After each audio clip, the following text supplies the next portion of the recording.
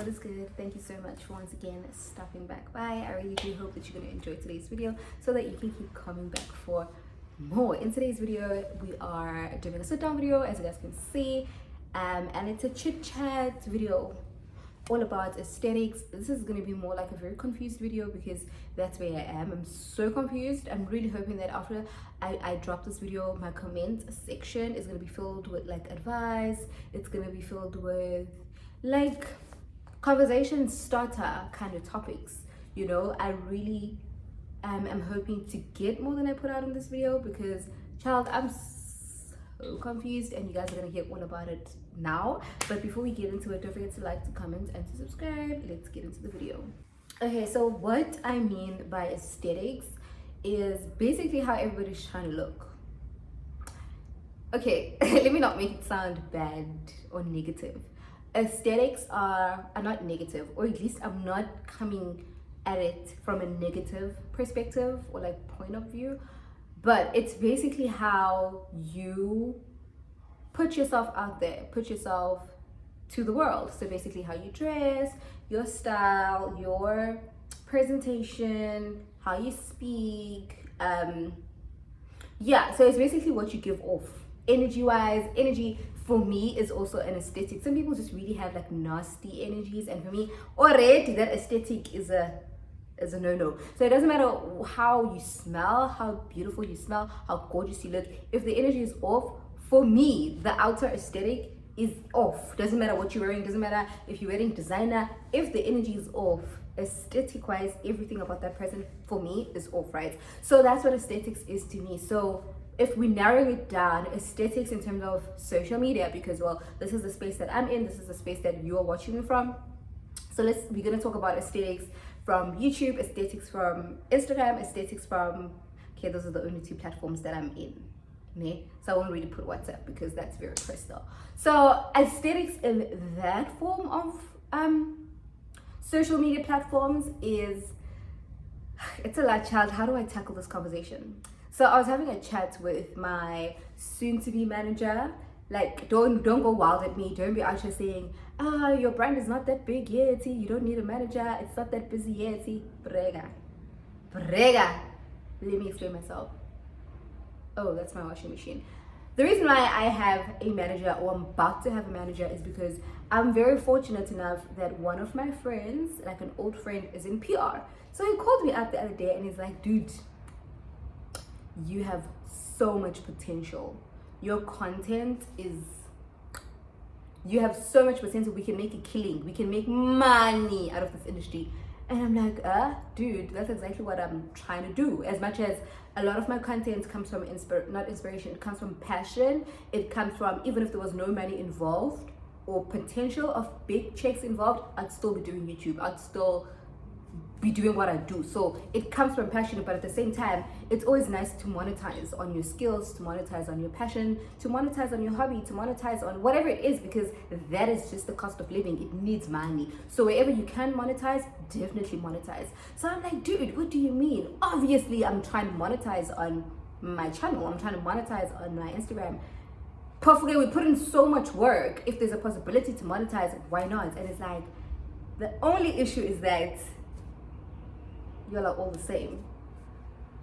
And at first, I'm not even gonna lie, like I was so defensive. I was like, what do you mean? What do you mean? I'm so not unique, but I'm so myself. Like, this is all I can give. Like, this is the real me. This is my truth. Nothing about it is fake. Nothing about it mimics anyone else.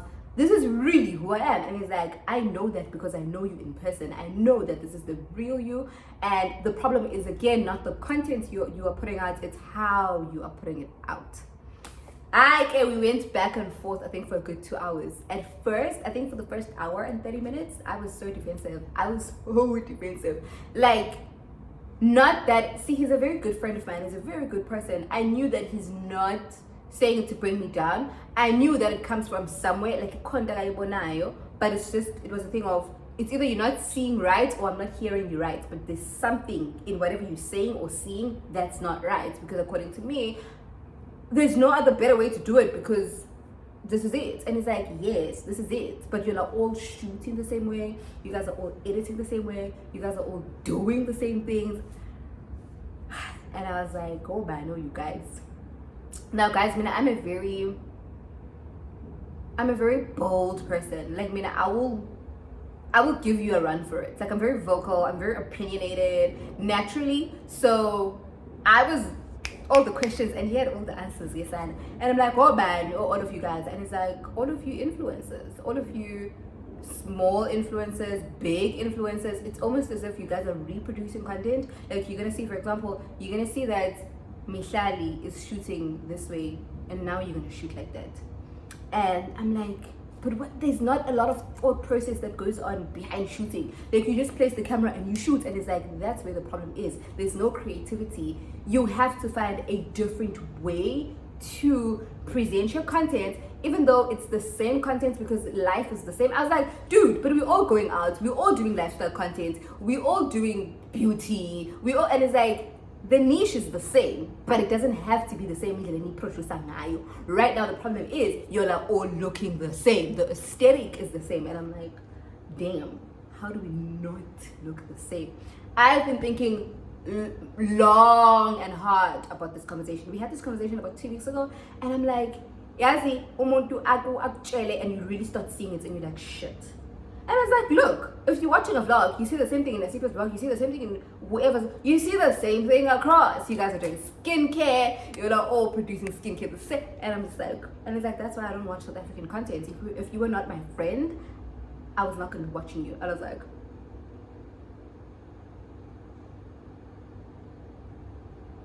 it had been a long time, since I had received constructive criticism and criticism that I just want you to keep talking because I want to get better. And it's like, okay, yeah, I'm gonna do sure, keep talking. And and it's like, don't be emotional about it. I mean, I was like, because I want to see you do better, and I can see the potential. We can monetize. God, that you need to find your voice in your art. And I was like, damn. And he was going on about, you a writer, even worse, you are in the arts business, you're in the showbiz. It's the same thing. You should know these things when it comes to your videos. And it's like, you do scripts, you write. Everything is scripted. I'm like, yeah. And it's like, do you script your content? And I'm like, no. And it's like, why not? I don't even know if I should be sharing such personal information with you guys. But at the same time, I don't see reason why I should hog over it, because I want everybody to do better. So if I've gotten the opportunity to be enlightened, I want to pass on that information to someone else. So okay, so the reason why I'm giving you guys a backstory as to what evoked how I'm feeling now is because I've been thinking so long and hard, and I'm like, what exactly do I want my content to do for me? What exactly am I trying to say? What exactly do I want you guys to think about when you guys hear my name? And I figured that it's been so hard to pinpoint. It's been so hard to answer those questions. It's hard. I didn't realize that brand, I get why your big influencers, your Mpumile Dwabas, your Mihlalis have an entire team, because they don't have to worry about such. They have an entire team telling them what to post, when to post, editing for them. So this whole creativity thing, that you need to edit differently, you need to produce differently. They have an entire team. Whereas me, I am the director, I'm the producer, I'm the editor, I'm the marketing person for my own channel. And I'm not even complaining, because that's where it starts for everyone. But I'm just saying that people do so well as time goes because they start outsourcing. So you get like, oh my God, how do I make this make sense? I'm not saying that they're not doing good work, or they're only doing good work because they have teams, but I'm just saying, when you're still like an upcoming YouTuber, upcoming influencer like I am, there's so much work you need to put in at the beginning. There's so much work that we need to put in at the beginning if you're watching this video and you are also coming up, because you don't just get to the outsourcing part. You gotta be the master of all tricks and of everything in your production before you can outsource. And it's like, dude, you need to start taking this as a production. Your channel is a production. And guys, it was so, I guess, heartwarming to see that he sees so much potential, he sees so much greatness, and it's like, dude, you're so smart, you're so wise, you have a lot to give, but it's how you're giving it that's not making you monetize. And I'm like, damn, I have had this channel for a while, and I'm not saying growth for everyone is going to be quick. I'm not saying everyone is going to reach 50K in 2 years, you know. But some people have really did well in such a short period of time, and obviously that is because of various reasons. And I started looking at my growth, and I was like, you know what, I'm grateful for my channel, I'm grateful for the growth that I've made, but at the same time it has been a slow growth. If I'm being dead honest, it has been a very slow growth, and it's like that is because of how you put in the content out there, not because of what you're doing. No. So that's where my headspace is at. Uti, how do you find your voice in terms of content creation? How do you find your voice even on Instagram? So this conversation goes for YouTube and Instagram. Is like, even on Instagram, you gotta be, if you want to grow, of course, if you want to monetize, let's put it like that, if you want to monetize, you gotta get to a place where you're very intentional about what you're posting. Get to a place where you find your voice in what you're posting. Get to a place where you post things that matter. Like, you have to make yourself matter. There's so many influencers. There's so kuningi, but you have to find a way to make yourself stand out. So this is not something I have figured out. This is something that I'm still obviously, I guess, working on. And luckily for me, he said, let me make you my project. So baby girl's gonna have a brand manager soon. So I really can't wait to embark on this journey and just really see how far we can push, how far we can go. Can we attract the brands that I want to work with? Like, I'm so excited, and I'm sharing this with you guys because I really thought it's a valuable information. It's information that you don't get for free. It's information that you pay workshops and brand strategy workshops and seminars to get. So to have him so intelligently share that with me, I was like, damn, I'm sure I'm not the only one trying to grow out here. So that's the only reason why I'm sharing it, and because it's really heavy on my heart, on my mind. Every day, yes, and now I'm starting to think, how do I make myself stand out? How do I? But at the same time, still trying to keep it very grounded, very authentic. My washing machine is done.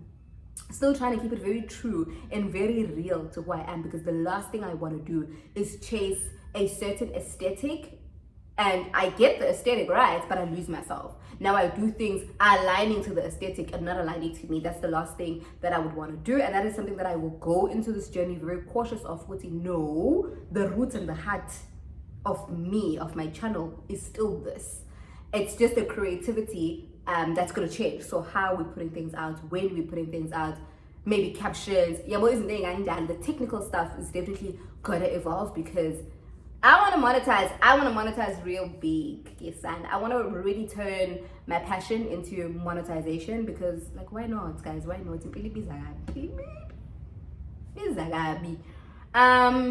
Oh, but it's so hard. Like, it is so hard. I don't want to make this video too long, but anyway, that was just my sit down talk for today. Uguti,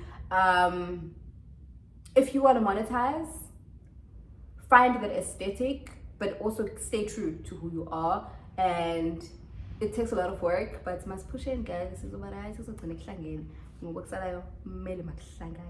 but for now, thank you so much for watching. You definitely are a star. I'll see you on my next video. Bye.